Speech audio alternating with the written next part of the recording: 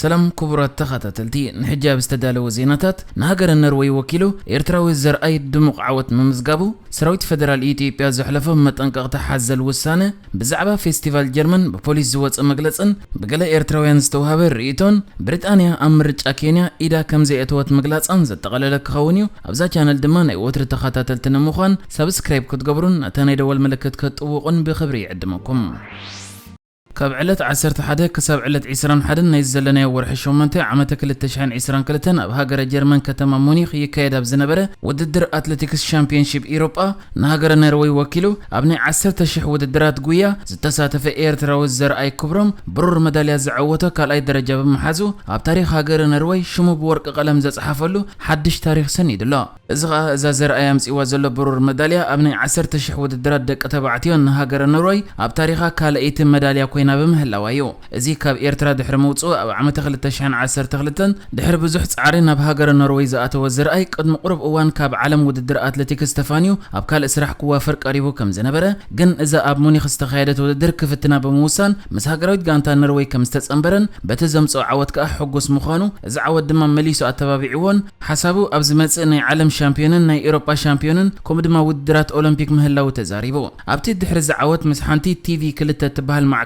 كنرويج غير وزلق قلم حتت كازر اي كبرم نتوم بنروي وترس تحققوا وزلو سدرا بيت كمسغنن كلو نتاقد مزود درنا هاجر نروي وكيلو اب شامبيون اوروبا كساتف مخونه كم زحبرات زغلصه اب ايرترا زلا ولاديتو نتحجز رخب عوت كنغرا امنا تهانطيب مهلاو ولو ناب ايرترا ناي انترنت صقمات انتهلوه اب قرب اوان ولاديتو رخيبو كمتو نسز تحقوسو كتحقوس بزعبه عوتو كنغرا تهانطيب مهلاو تزاريبو اب زمص عمتات اب ناي ماراثون ديو ويدما اب تحجز وددر لزلو ناي 10,000 متر وددر وياب كال رحقت كسقط مس علمتو كزرب كم زخونه كحبرن كله ازي حجي رخيبو زل عوت كا توسخي مولتا امصيو نقدميت زدفع حيل كخونه تصبيتو كم زخونه كم تخل حلم زلو دما اب اولمبيك ورق ميداليا كعوت حلم مخانو دحر مزراب اتاز تعوتا برورون كم ورق ميداليا كم زريا يتزاريبو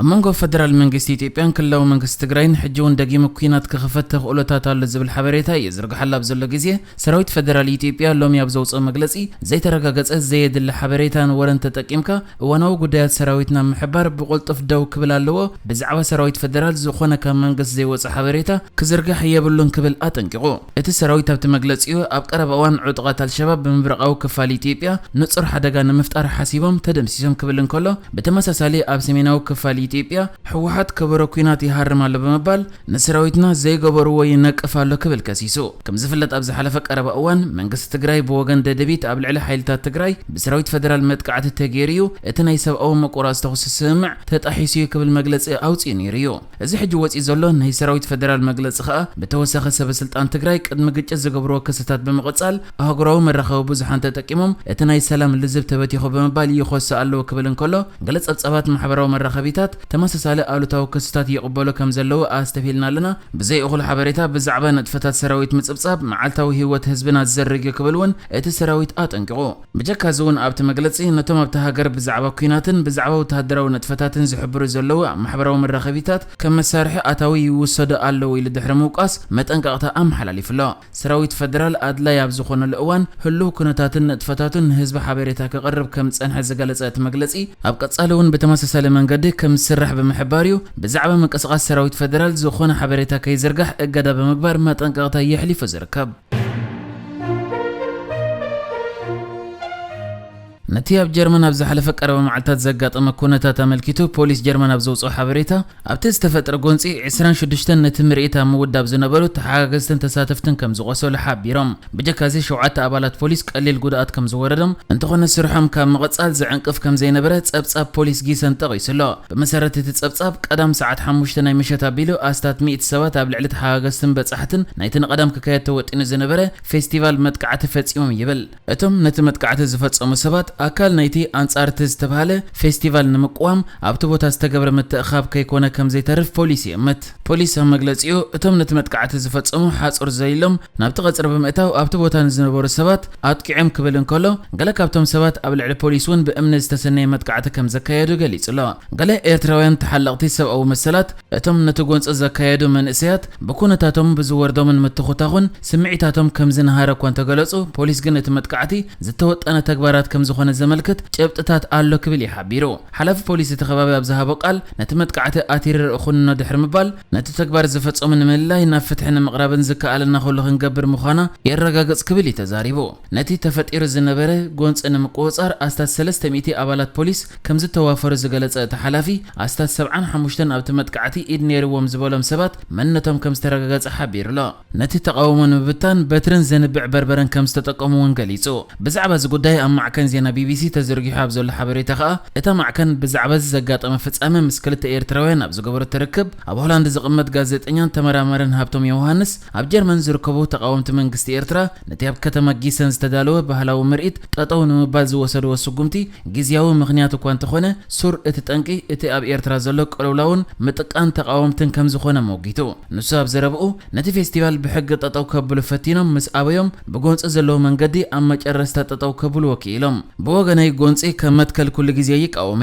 ነገር ብሰላማዊ ኣገባብ ክፍትሕ ኣለዎ ኢለ ዝኣምን። ግን እዞም መንእሰያት እዚኣቶም ገሊኦም ኣብ ሰራዊት ኤርትራ ምራሕቲ ሓይሊ ዝነበሩ ገሊኦም ምራሕቲ ጋንታ ዝነበሩን ተጋደልቲ ዝነበሩን እዮም። ካልእ ኣረኣያ ስለ ዘለዎም ግን ወያነዮም ሽዩጣት እዮም እንዳበልካ ከተዋርዶም ጽቡቕ ኣይመስለንን። ገራት ኣቦታቶም ክሓርሱ ኣይከኣሉን። ወለዶም ንበይኖም ኣብ ጽምዋ ዝረድኦም ዘይብሎም እዮም ገዲፎም መጽዮም። ሕጂ እቲ በኣቶም ወገን ንኸምዚ ዘቃልዖም ስልጣን ዘለዎ ወገን ናብቲ ዘለዎ ቦታ ስዒቡ ፌስቲቫል እናገበረ ኣንጻሮም ፈኸራን መደረን ክገብር ክርእይዎን ከለዉ እሞ ከዓ ናይ ስደት ጭጉራፍ እናጸርገፎም እዞም ሰባት እዚኣቶም ክንርድኦም ኣለና ዝሓትዎ ሕተሎ ክነብሩ ደልዮም ንበር መውስቦ ክገብሩ ደልዮም እዚ ኩሉ ኣይከኣሉን። ሰሪሖም ከኣቱ ደልዮም ሰሪሖም ስድሮኦም ክረዱ ደልዮም እዚ እውን ኣይከኣሉን ኢሉ ርእይቶ ክህበን ከሎ ካልእ ተሓላቒ ሰብኣዊ መሰላትን ነጣፊ ማሕበራዊ ሚድያን ዝኾነ ሳምሶም ሰለምን ድማ ነታ ማዕከን ኣብ ዝሃቦ መግለጺ እቲ ፕሮግራም ንኩናት ዘወዓውዕ ፕሮፓጋንዳ ዝሓዘለ ምዃኑ እዚ ድማ ምስቲ ቅዋም ናይቲ ሃገር ኣዝዩ ዝጻረር ምዃኑ ኢና ክንርድእ ፈቲና። ኣጋጣሚ ኮይኑ እቲ ዘቕረብናዮ ጠለብ ተነጺጉ ምኽንያቱ ባህላዊ ፌስቲቫል ተባሂሉ ስልት ተመዝገበ። ካብኡ ሓሊፉ ግን ብድሕሪኡ እንታይ ይገበር ምስ ተባሃለ ኣብ ኣፍ ደገ ሰላማዊ ሰልፊ ክግበር ኩሉ ተሰማሚዑ። ኣብ ልዕሊ ደገፍቲ ጥራይ ዘይኮነ ኣብ ልዕሊቶም ነዚ ጎነፅ ክጎትእዎ ዝፈተኑ ተቃወምቲ እውን ጎነፅ ወሪድዎም እዩ። እዚ ድማ ምስ ፍትሒ ዝተሓዘ ወላ ሓንቲ ነገር የብሉን። እቲ መንእሰይ ወላ እኳ ሕርቃን ይሃልዎ ወላ እኳ ጓሂ ይሃልዎ እቲ ዝተገብረ ነገር እንትርፈ ኸሳራ እንትርፈ ሰብ ክበታትንን ከተሃራርምን ወላ ሓንቲ ዓወት የብሉን ክብል እዩ ናቱ ርእይትኡ ዝሃበ። ኣብ ጀርመን ዝርከቡ ኤርትራውያን ስደተኛታት ብፍሉይ ጉዳይ ጠርናፈ ስድራ ቤቶም ዓመታት ከም ዝወስድን ብሰንኩ ድማ ኣብ ከቢድ ስነ-ኣእምሮውን ቆጠባውን ቅልውላው ከም ዝኣተዉ ከማርሩ ምጽናሖም ይፍለጥ። አምባሳደር ዓባይ ብሪጣንያ ጄን ማሪዮት ንሳን ሃገራን ኣብቲ ቀረባ እዋን ዝተዛዘመ ፕሬዝደንታዊ ምርጫ ኬንያ ኢዶም እእትዮም ዝብል ክሲ ነጺጋቶ። አምባሳደር ጄን ማሪዮት ድሕርቲ ኣካታዒ ምርጫ ንምክትል ፕሬዝደንት ዊልያም ሩቶ ዕውት ፕሬዝደንት ኮይኑ ንኽእወጅ ንሃገራዊ ኮሚሽን ምርጫ ጸቕጢ ከም ዝገበረት ኣብ ማሕበራዊ መራኸቢታት ክቃልሕ ይቐንዩ። ገለ ተጠቀምቲ ማሕበራዊ መራኸቢታት ንሳ ምስ ሚኒስተር ሩቶን ኣብ ወንበር ኮሚሽን መረጻ ፋላ ችቡካትን ኢዳ ክጭብጥን ከላ ዘርኢ ዘይተረጋገጸ ስእልታት ክዝርግሑውን ተራእዮም ነይሮም እዮም። አምባሳደር ጄን ማሪዮት ኣብ ትዊተር ኣብ ጽሓፈቶ መልእኽቲ ዓባይ ብሪጣንያ ኣብ ምርጫ ኬንያ ዝኾነ ሕጹይ ወይ ሰልፊ ኣይትድግፍንያ ወይ ርእይቶ የብላን ብምባል እቲ ዝተዘርግሐ ሓበሬታ ስኑዕ ኢላቶ። ኬንያውያን ንመን ይመርጹ ንህዝቢ ኬንያ ዝምልከት ጉዳይ እዩ። ዓባይ ብሪጣንያ ምስ ኬንያ ዘለዋ መደባትን ምሕዝነትን ብዝምልከት ግና ምስ ናጻ ትካላት ሓዊሱ ካብ ዝተፈላለዩ ፖለቲካዊ ውድባት ምስ ዝመጹ ሰባት ተራኺብና ንዝቲና ኢላ። አምባሳደር ጄን ማሪዮት ኬንያ ኣገዳሲት መሻርክቲ ዓባይ ብሪጣንያ ኮይና ክትቅጽል ምዃና ብምግላጽ ብሪጣንያ ብህዝቢ ንዝተመረጹ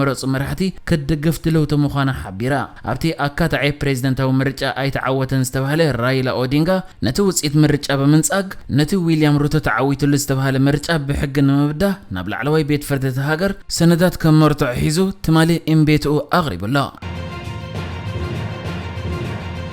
ንሕጂ ዝተዳለወ ዜናታት እዚ ነይሩ። ብካልእ ክሳብ ንራኸብ ሰላም ንዓኹም።